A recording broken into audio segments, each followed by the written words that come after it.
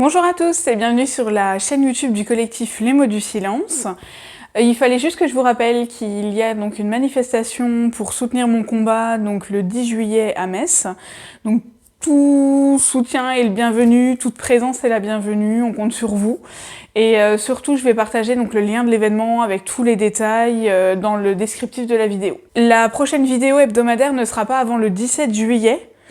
Donc je sais qu'il y en a qui me regardent tous les dimanches matins, donc j'espère que je ne vous manquerai pas trop. Et donc je reviendrai vite et de toute façon je vous donnerai des nouvelles donc tous les jours comme d'habitude sur Facebook et sur Instagram. Et cette semaine, avant de commencer la vidéo, j'avais vraiment envie de partager quelque chose avec vous.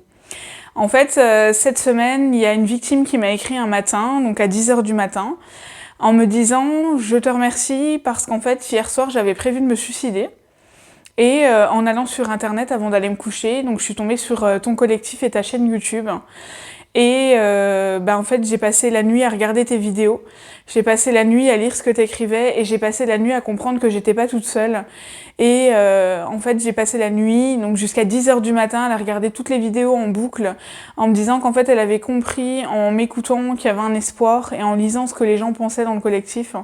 Parce qu'en fait, il faut savoir un truc, c'est que quand vous commentez ou autre, je suis pas la seule à le lire. D'ailleurs, il y a tous les membres du collectif, entre autres, mais il y a souvent des victimes qui le lisent. En fait, elle s'est sentie soutenue, elle s'est sentie comprise. Alors pour vous, ça paraît peut-être rien, mais en fait, je suis super fière de nous, parce que c'est pas moi toute seule qui ai fait ça, c'est tous ensemble. Parce que c'est quelqu'un qui a partagé la vidéo, qui a permis qu'elle puisse la voir. Et en fait, sans vos partages, moi je suis rien, et vraiment merci pour ça, parce qu'en fait ensemble on a sauvé une vie, et pour moi c'est juste une super nouvelle, et parce qu'entre autres j'ai créé la chaîne YouTube, j'arrête pas de dire parce que, mais c'est vraiment ça, quand moi j'étais toute seule et quand je cherchais des choses, je cherchais personne qui faisait ce que je fais en expliquant simplement ce que les victimes vivent. Je ne sais pas si je le fais parfaitement, mais en tout cas ça a servi à quelqu'un et c'était vraiment le but, donc je tiens vraiment à vous remercier et voilà, à vous dire que notre combat fonctionne tous ensemble. Aujourd'hui, c'est la 4e et dernière vidéo de la série Les conséquences au quotidien pour les victimes de pédocriminalité.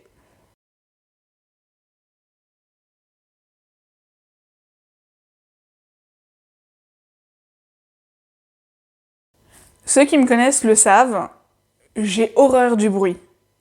Je vous parle pas du bruit d'un clocher d'église, je vous parle pas des poules, je vous parle pas du coq qui chante le matin, j'habite à la campagne et en fait j'adore ce bruit-là. Je vous parle du bruit plutôt comme un voisin qui mettrait la musique à fond. En fait, j'ai besoin toujours d'entendre mon environnement. Donc voilà, j'habite à la campagne et en fait je connais exactement mon environnement. Ça en devient quasiment maladif dans le sens où je connais même le bruit du moteur de la voiture de mon voisin. C'est-à-dire que si mon voisin rentre chez lui et que j'entends sa voiture au loin, je sais vous dire que c'est lui qui rentre chez lui. Pareil, je connais aussi le moteur de la voiture de mon mari. Il y a beaucoup de bruits comme ça que je connais. Et en fait, quand un voisin met la musique à fond, c'est quelque chose que déjà moi je ne ferai jamais chez moi, simplement parce qu'en fait ça ne me permet pas d'entendre les bruits de mon environnement.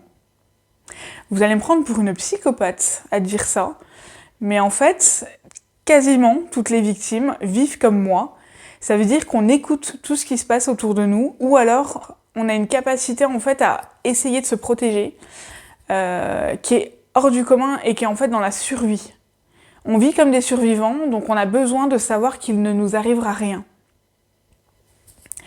Ma psychiatre m'a dit un jour qu'en fait j'avais développé cette capacité d'ouïe simplement parce que c'était un réflexe de survivant. Moi, ça me permettait de survivre et de me sentir en sécurité. Et en fait, c'est à cause du stress post-traumatique que j'ai développé ça. Quand je vivais en appartement en ville, ça a été assez compliqué et on a dû assez rapidement déménager. On a vendu notre appartement au bout de 3 ans. Parce qu'en fait, les murs étaient tellement mal isolés que le soir, quand les voisins avaient toutes fermé, enfin même leurs fenêtres, etc., je pouvais raconter à Simon ce qui se disait. Donc j'arrivais à entendre leur conversation, et pourtant ils parlaient pas fort, ils parlaient comme vous et moi quand on a une conversation. Et en fait ça en devenait maladif parce que j'en étais malheureuse d'entendre tous les bruits de mes voisins. Donc on a décidé de déménager à la campagne, et c'est pour ça, enfin à la campagne, on n'est pas non plus à la campagne, campagne, tous ceux qui me connaissent diront qu'on est quand même assez proche de la ville, ce qui n'est pas faux, mais on est quand même voilà, dans un environnement où on habite dans une maison, on a quand même un assez grand terrain, et on n'a pas nos voisins collés à nous. Donc mon but c'était que voilà, mon voisin est assez loin pour que quand il parle chez lui, je ne l'entende pas. Par contre s'il parle dans la rue, naturellement que je l'entendrai, mais par exemple... moi j'entends souvent les voisins parler dans la rue alors que Simon ça ne le dérange absolument pas. Et en fait c'est propres victimes qui sont en stress post-traumatique. C'est quelque chose sur lequel j'essaye de travailler mais où j'ai vraiment du mal, parce qu'en fait j'ai vraiment du mal à lâcher prise. Le jour où je lâcherai prise, j'aurai plus ce problème de bruit. Pour le moment c'est pas le cas. On m'a conseillé le yoga et je pense que je vais essayer, et si vous avez d'autres idées, surtout n'hésitez pas.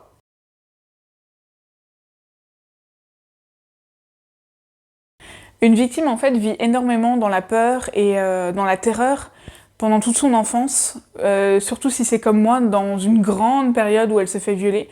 Parce que, en fait, je me suis fait violer jusqu'à mon adolescence, donc forcément, toute mon enfance a été complètement gâchée et rien n'a été normal. En fait, du coup, j'ai pas appris à reconnaître les expressions d'émotions sur le visage des gens, simplement parce que ma vision était faussée. Quand on vit dans la terreur, on n'a pas forcément la bonne perception des choses. Je dis pas que je sais pas reconnaître de l'amour, je sais pas reconnaître de la colère ou autre, mais il y a des sentiments que je confonds énormément, enfin que je confondais énormément avant de commencer ma psychothérapie. C'est ce que je racontais dans une autre vidéo, je ne faisais absolument pas la différence entre la peur et la terreur. Pour moi, avoir peur, c'est être terrorisé. Et en fait, non, on peut avoir peur d'une araignée sans être terrorisé par l'araignée, ou quelqu'un peut nous faire peur sans forcément nous terroriser. Pareil avec le fait d'être mal à l'aise. On peut être mal à l'aise sans pour autant être terrorisé.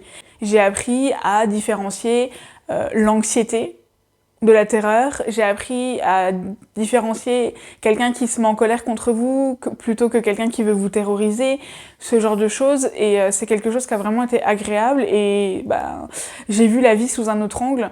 Mais en fait, dites-vous qu'une victime ne voit pas du tout la vie comme vous parce qu'elle n'a pas les mêmes bases. Je sais que je le répète souvent, mais c'est ultra important pour comprendre une victime.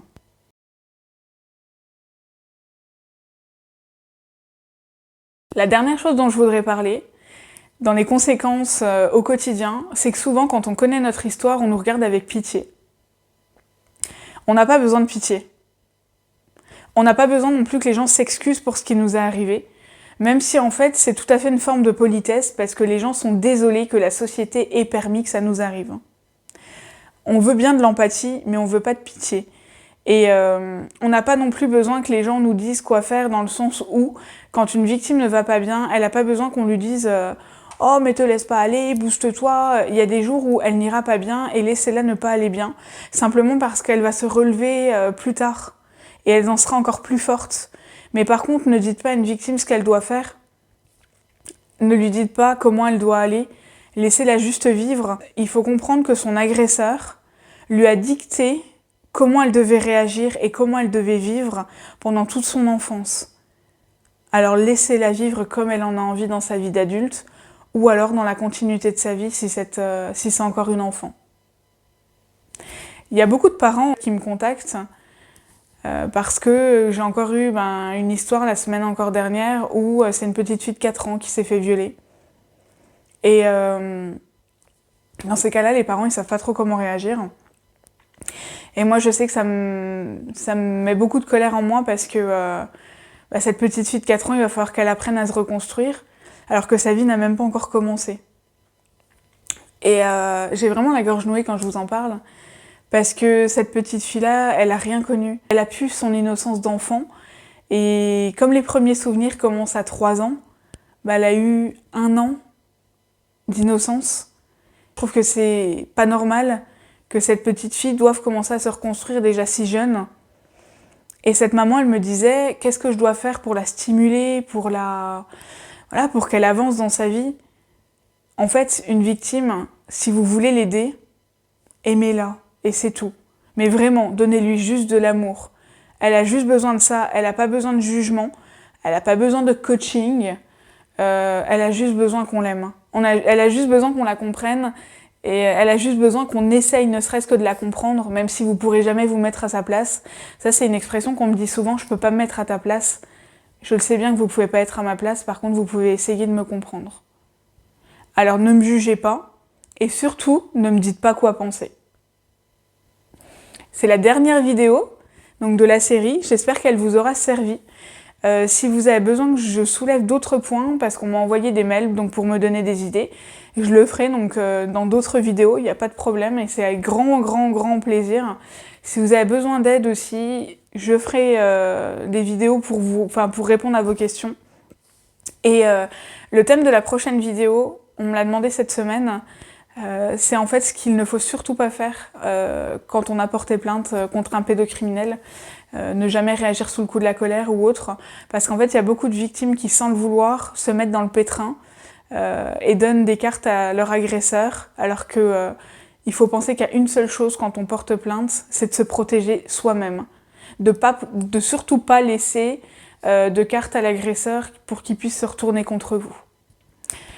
Donc voilà, j'espère que ça vous aura servi et je vous retrouve donc le 17 juillet. À bientôt!